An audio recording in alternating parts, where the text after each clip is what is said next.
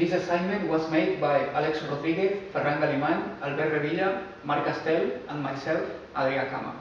And this presented by me, Alex Rodriguez, Marc Castel, and Adrià Cama. We're going to talk about types of packaging and containers and how to label a product. Well, what's a packaging? Packaging is used to gather the materials so as to make them easier to handle and transport. Packaging is used for protecting the product, ease the handling, decrease the cost produced by damage, and identify the product which is inside. In these two pictures, we can see an example of this. Okay, now we are going to talk about the types of packaging. First of all, we have the wood package that are reusable and resistant. And in this picture, we have an example of this type. Now we have a cardboard boxes that are cheaper than the other types and are used for light weights. We have metal that is high resistance, used normally for liquids, chemical products and hazard products. And then here we can see some types of drums.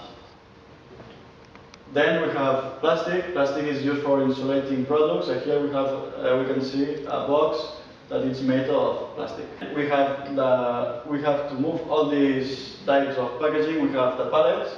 The pallet is like a platform that the products are stocked on, and then we usually is used for shipping or movement as a group.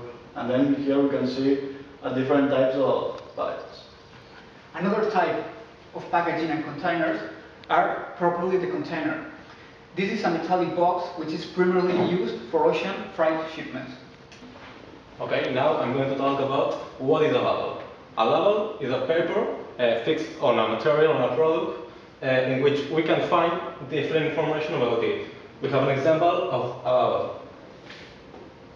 And now we can see different types, different tips that are in a label. We can see the commercial name, the composition, the sell-by date, subjected use, dealer name, and another. And we can see an example. Considero que no és necessari tenir un elevat nivell d'anglès, ja que en el meu cas jo vinc de batxillerat i he seguit amb facilitat les classes i altres companys que tinc a les classes que han vingut de la prova d'accés no han tingut cap dificultat tampoc.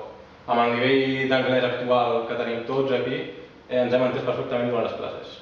Considero que és molt útil haver fet aquesta assignatura en anglès perquè cada cop els idiomes són més sol·licitats en el món laboral, tant com a empreses del nostre sector en el nostre país o en altres països, i a l'haver fet aquesta assignatura en un altre idioma, en aquest cas l'anglès, doncs ens ha portat coneixements de paraules tècniques i de temes que no coneixíem.